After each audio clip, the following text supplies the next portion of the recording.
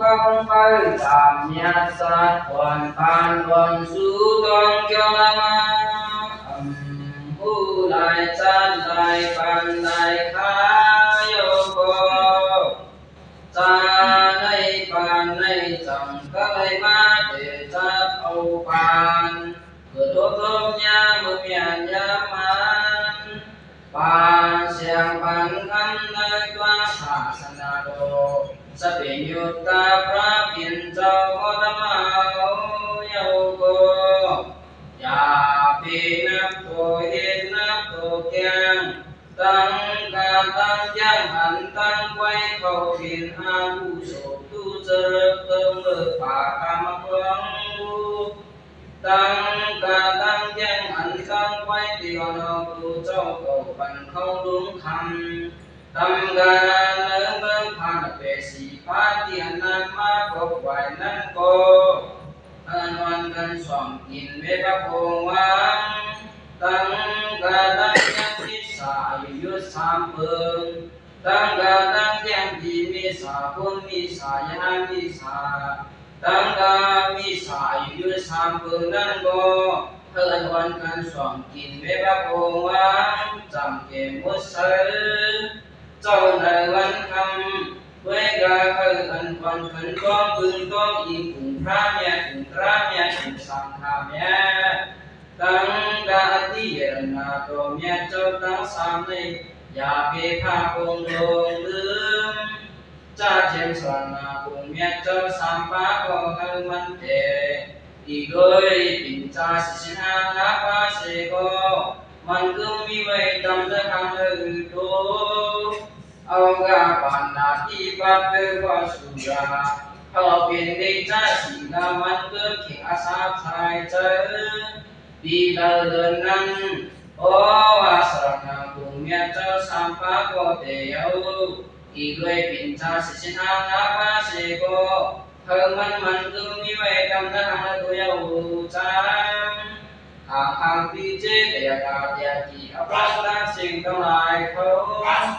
ยังอันใดมาคัดสังเหตุฟองตานาตึงฟองตานวุถุปิเจเดปาสีเปิงเดือสังการสองจอยยาเสก็จังตักเข้าเปลี่ยนผู้สุอโจจีวากระเด็นช่างสาพลังดึงโดยเอานั้นโอ้อาสรณาบุญเมียเจ้าสามปาโอหักคำเดอีด้วยปิ่นชาสิชินาลาปาเสโก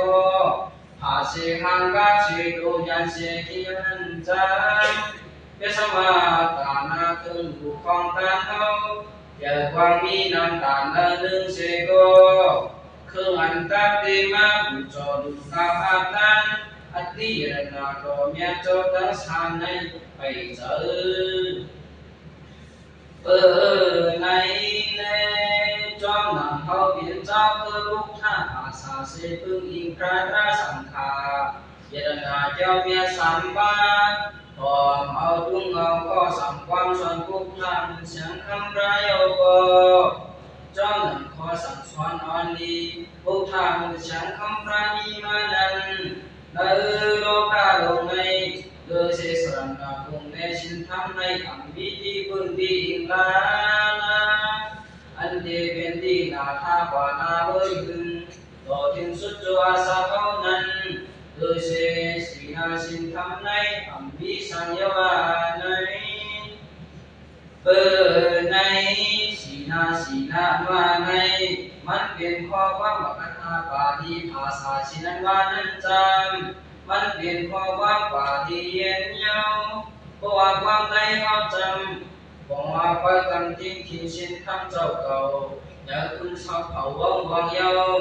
สีนาชินทำในว่าทำยันเกิดวันหนาเพราะนำอิงกาทุนดูแลก็โคสู่เขาเข้าหายาวก็โคสู่เขาเข้าหาในก็มันมีไว้บานหรือวันเนจังตักบักวันว่าก็โคได้เมียเสียผ่าทิ้งว่าในแล้วก็ผู้สุดรักดีดังเสียงเจอนั้นก็อันเป็นสีนาผู้สุดในไปเอาแม่หวันวันต่างเสียเพื่อนตั้งลงยาว ก็เพื่อสังเกตจังว่าศีลในแม่พอดต้องตื้อหรือเพื่อนมาตั้งจำในการเป็นศีลสมาธิปัญญาตราเจในก็ตัวในอีกเพื่อนศีลสินธรรมเยาศีลสินธรรมในเขาเป็นที่พึ่งที่อิงสมาธิและปัญญาสิอาสองไปเยาเบิ่งแต่มันก็เงินหนังทุกวันเพื่ออิงเมเสจังจังมันเมื่อแก่มากสุมานั้นอันเป็นสมาธิและปัญญาตราเจในก็ตัวในอีกเพื่อนศีลสินธรรมในเสจังจังมันเมื่อแก่มากสุมาในเยาวาในก็เบื่อในที่นั้นมาว่าการสัมยุนั้นพระเป็นเจ้าเขาองค์พระเนมานังในเยาหรือวันดีพวกยามทั้งหลายเขาการจืดนักการนั้นเสงในเมืองในอีกมาบุญตาเสเขาว่าเป็นเห็นเป็นแค่ที่ตัวเจ้าก่อนนั้นจังตั้งโลกวันลองโลกก็ถึงน้ำลงหาสมุทรนั้นก็เดียวยาวาในที่ในยามทั้งหลายเขามือหนังอุปมาเนมาในเพราะว่าเอาศีลเจ้าเก่าเอาศีลในอย่างหักมันเสสังเกตสิเปฟ้าหิงกาเบียดอาตระอย่างมากาเบียดเพิ่งเพราะว่าพวกมันนำมาเยาโกผู้การที่เกิดสวตระประมาณอันเป็นนิมานั้นอย่างเท่านั้นตักได้อย่างมากาสุมาจอมหนักสภาพประมาณ13มีนั้นตะวันถึงในอมตะเจ้าอยู่เยาวาในจอมหนักที่นั้นดากาสุมีมานั้นอันเป็นดวงลุยมาอุตตาในแวะเป็นหล่นต้นตานั้นอันเป็นศีลพระปัญญาตรายาวในจังหวะศีลในแวะเมียพระพันเดือนเยาวาในก็ภูมิศีลสินธรรมในแวะเป็นหล่นต้นตาสังเกตมัสลีงามเยาอันความศีลผู้ผู้ก็ผู้ว่าที่ศีลสินธรรมในไว้ให้แม่หล่อนต้นตาเดือดไว้อันเป็นสมาธิบนตาผู้ผู้ก็ผู้ว่าที่สมาธิมีเทวตาที่มือกับเป็นตัวสอบพบใจนั่นเองสังปิญญาบนตาผู้ผู้ก็ผู้เขาเป็นอริยะนั่นเองสังไว้ให้แม่หนังกันเช่นเช่นเยา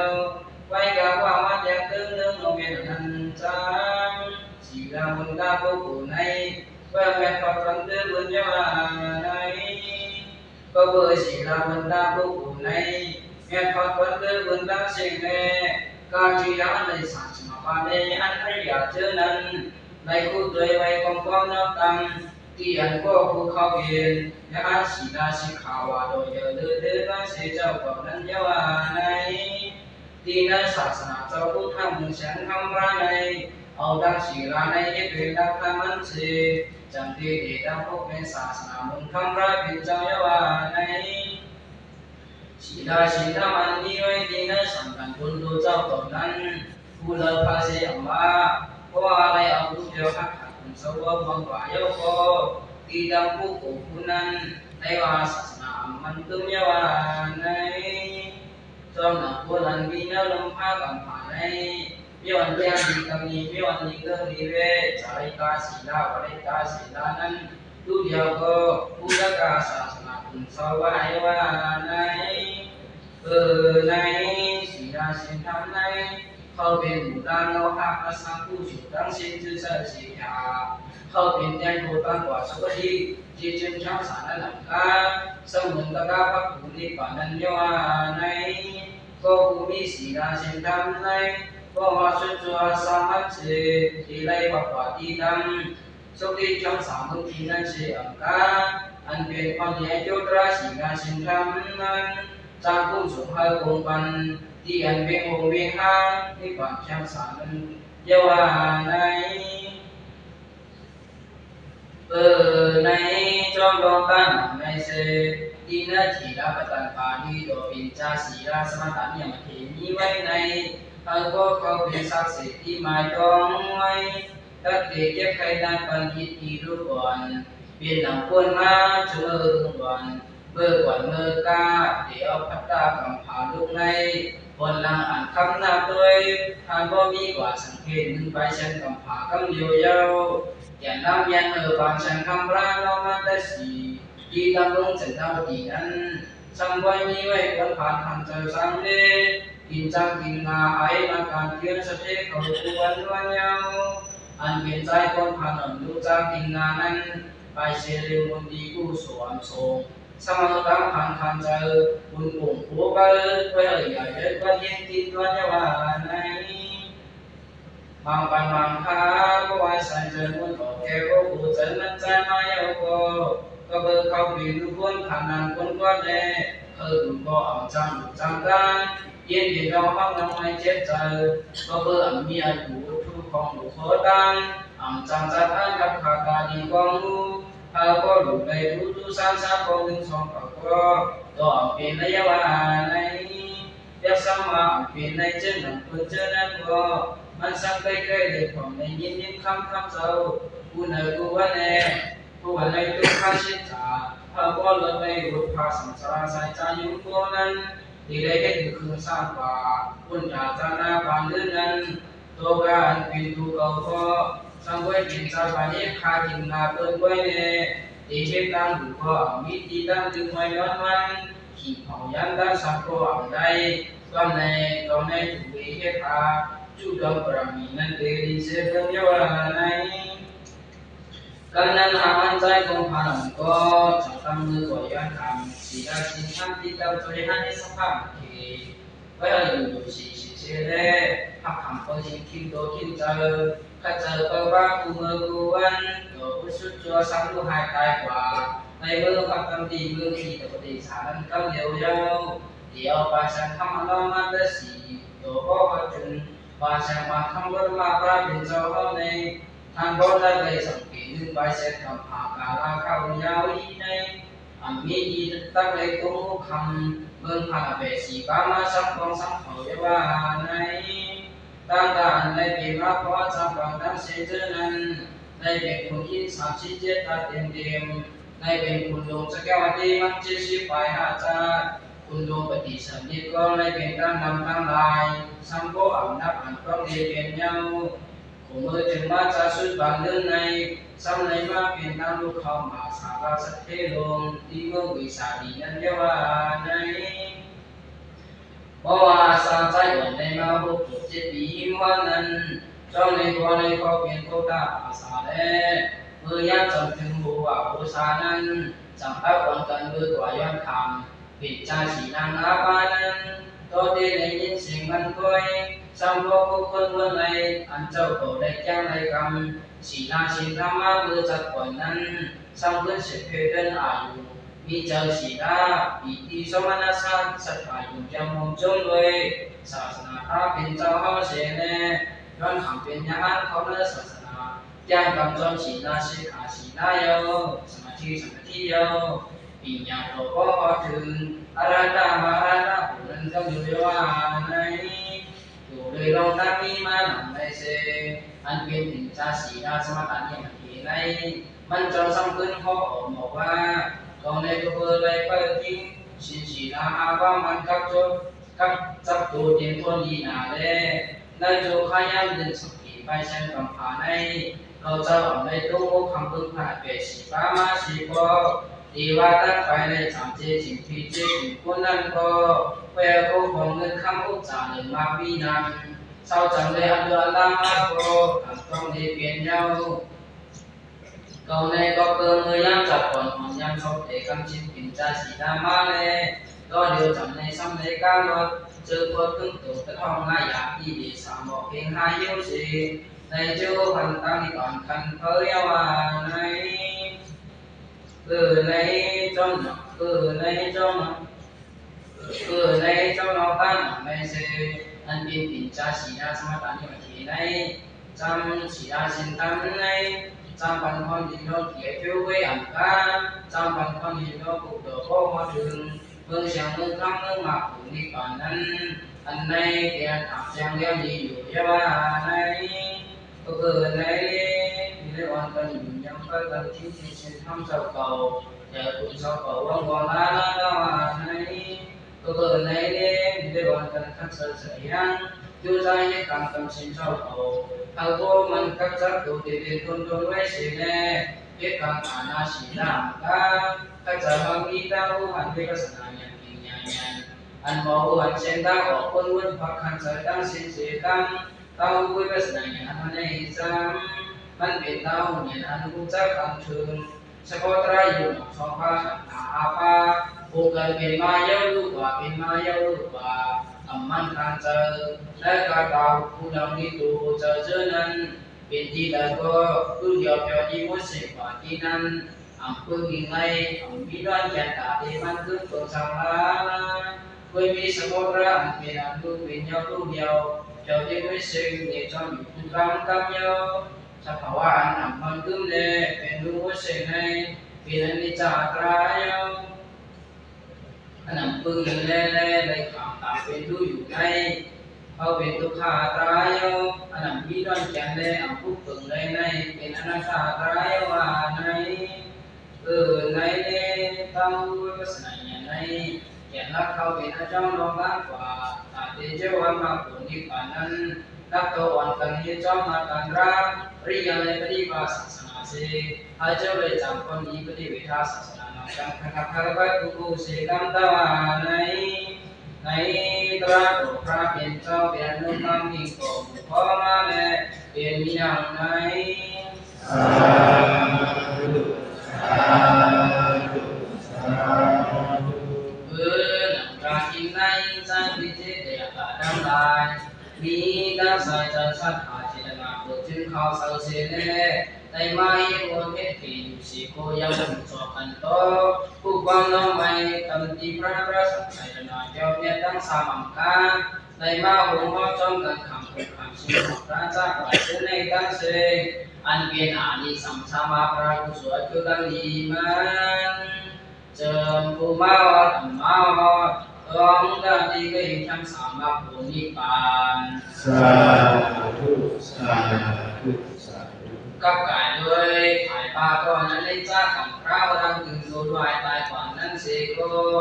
สังวาในตายกว่าเป็นเพราะว่าสัพพันธันจะเติมมงคลตั้งอยู่โสวินันจำคุณตาดีได้ดีเก่งจำสานั้น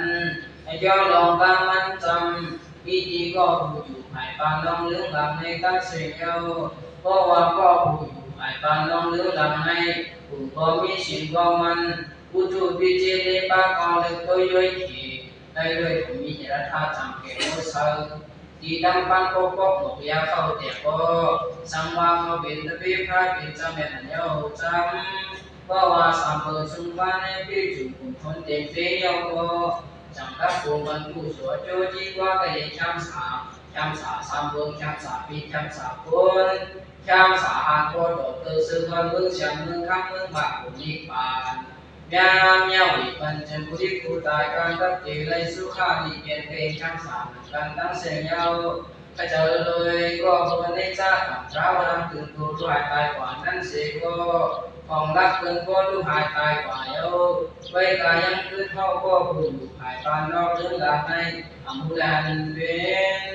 เมื่อในเมื่อผู้วิจุมรณะคนตายต้องเก่าสวดถึงตัวเขามาที่เลยยังเลยเสียก็อัมพุลันเป็นในหลังกันเอาเห็นพัสสุดในหลังกันกุศลกระทบในจากทุกขานาตาลักษณะเยสามเบิงในจาเปลี่ยนมาดีเลยก็อัมมันอัมเททุกขาว่าเปลี่ยนมาอย่างก็เมื่อทุกขาอยากเปิดการเจอสังเวอนัตตาดูเราคิดเราอันใดว่ามันอันมีอันนี้สาระล้วนแก่นทำมันเกินสังในหลังกันเอาเอ็ดอาสุภาพของนาควาอย่าไปพาโกงเดิมอย่าไปลงเดิมคนเกจูพระสังฆาอย่าไปลงเดิมคนเกจูก็เมสาสัมมา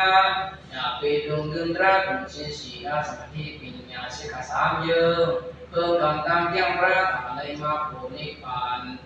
ว่าบุญทนเต็มนั้นดูเผยยิ่งมันกันเนิดยิ่งมันขจรจูจ้ามาตั้งตรงแย่งเอาด้านงอสาธุสาธุสาธุที่ได้ศึกษาโอกาสที่ดีกับไว้มาส่วนเราก็เป็นธรรมะเทศนาพิจารณาโยโย่วันนี้ในโซนสังอินเจ้าวาระฟังไทยมาข้อเรียนของตราวันหรือแหล่งกำสินสีน าในเป็นสีกับโยมโจมีความปลอดภัยในคาถาในสองหลัก